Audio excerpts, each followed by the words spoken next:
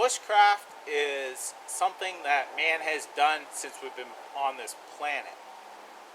We've had to use it to live every day because we've had to craft from what we have on our planet.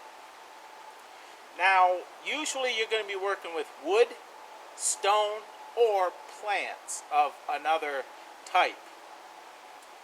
First, they started with stones. Now this is a bushcraft skill, primitive skill, that a lot of people still do today because they get enjoyment out of creating the way early man has. I use primitive skills myself because I get great enjoyment out of it. But they have different types of tools that they use for different crafts that they were doing. And that is how you set up your tool selection, is by knowing what you need to do for that craft and obtain those tools to do so. So I have these stones here. These are abrading stones. They're porous, so they have a grit that you can use to grind wood with. You have these really dense stones that you can chip away at and make fine edges for cutting. So there's many different stones that you can use. I also have this slate that you can make into different crafts and such. I know they've used these for sinkers. They've used them as knives. This here is a slate hatchet. This knife here I crafted. The blade was given to me by a friend, and I crafted the handle, and it's inset with spruce resin glue that I made. So it's genuine and it's made out of obsidian. This one here is a bone. It was fashioned out of a leg bone of a cow. That's a bone knife that they used as well and made. And this here is a flint knife that I made, and it's totally genuine.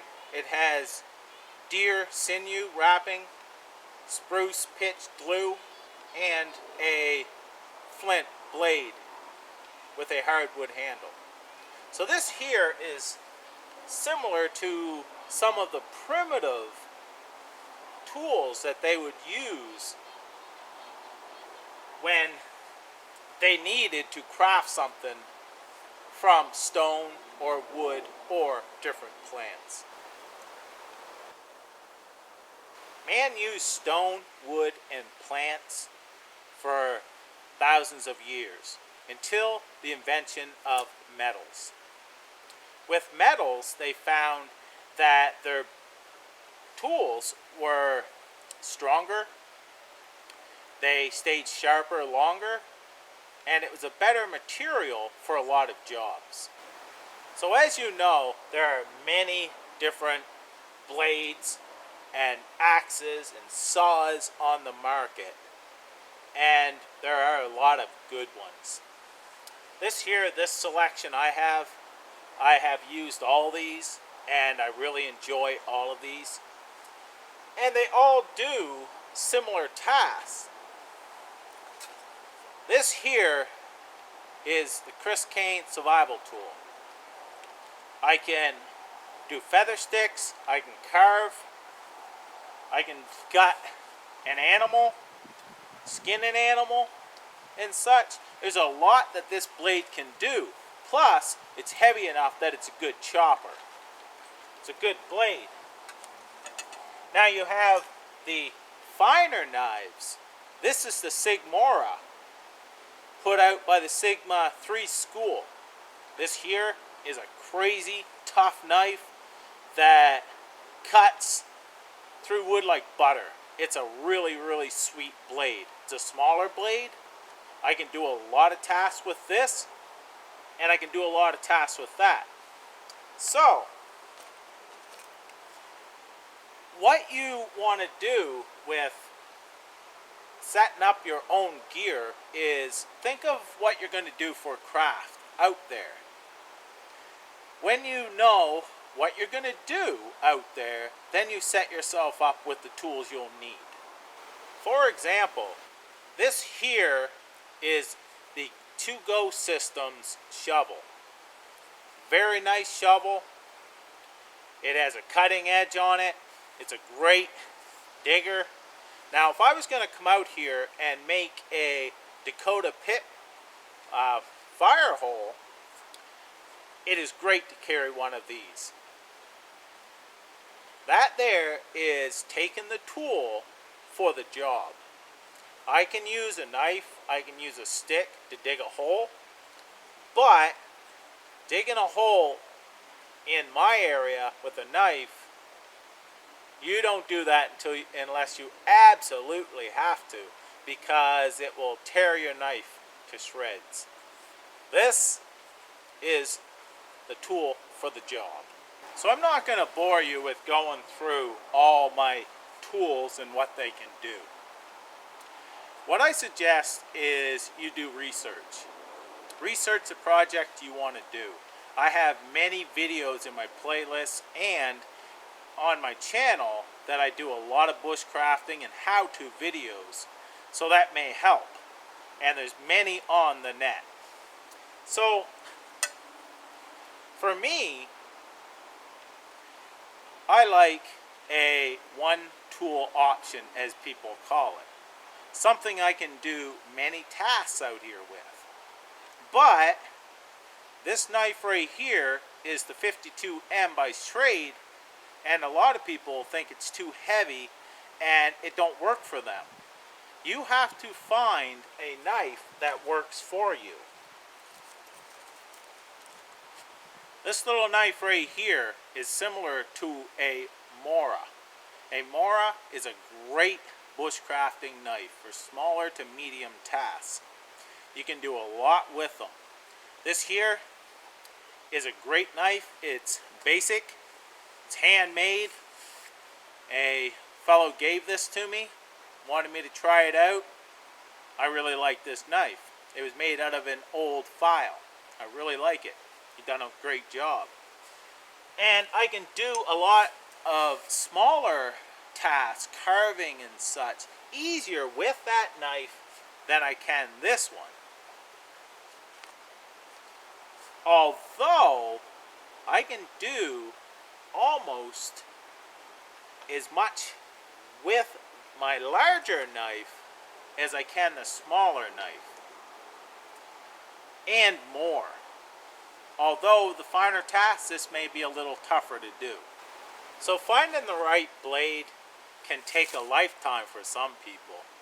Other people, they pick up a knife within 5 minutes, they're able to use it and use it proficiently. So that you're going to have to test for yourself. And there are a lot of knives out there. There are a lot of good knives that are budget friendly, that you don't have to spend hundreds of dollars. There are other companies that you spend hundreds of dollars, but you're getting a Cadillac for a knife. So you have knives and you have saws as well. This one here is a buck saw from Resourceful Redneck.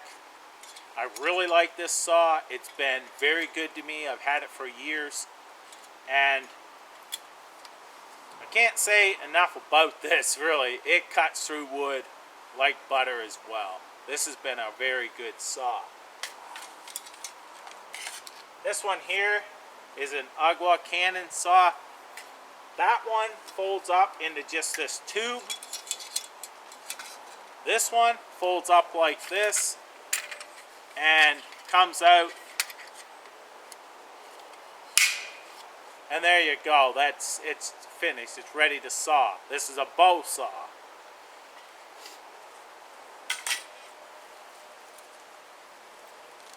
This is your folding saw.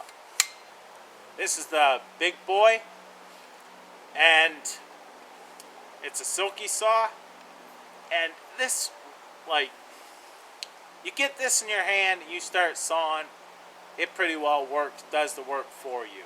It's a really great saw. I do a lot of winter camping, as most of you know, so I want bigger tools that I can saw 8-inch trees if I want. So cutting tools are one of your main tools for crafting usually, because you're working with wood or you're working with plants, and those cutting tools will help with that job. Now, stones or the back of an axe, great for pounding, great for other different craft jobs that you'll need to do. So you have many options here.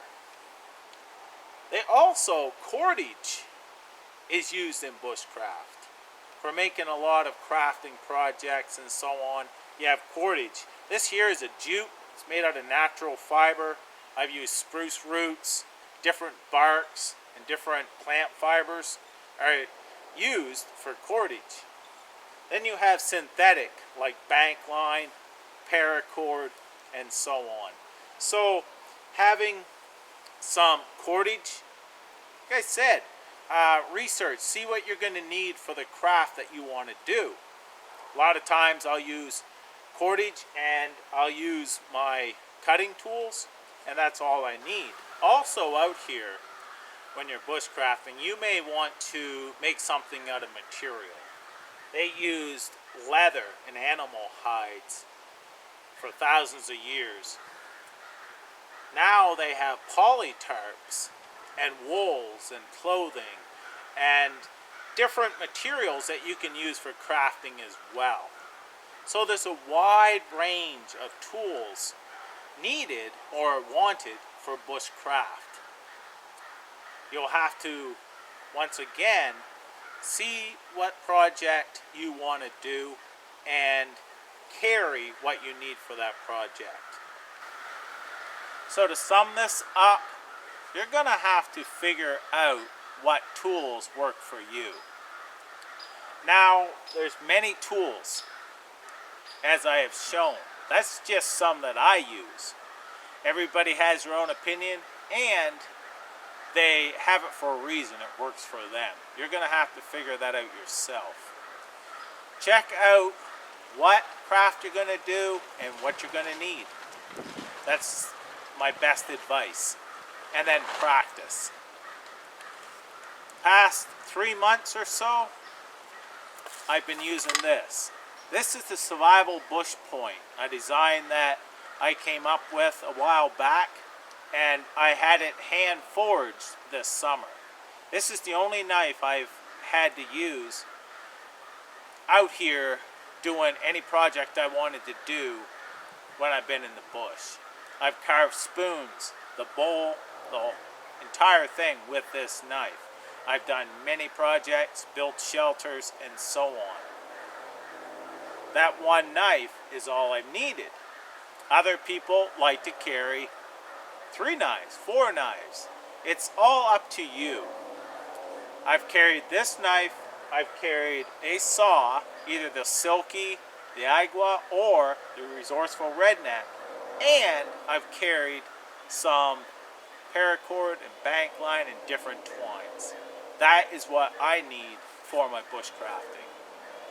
It can be a lifetime of figuring out what you may like and want and need out there. So I hope this helps with some ideas, and I want to thank you for watching, and stay tuned for part 3.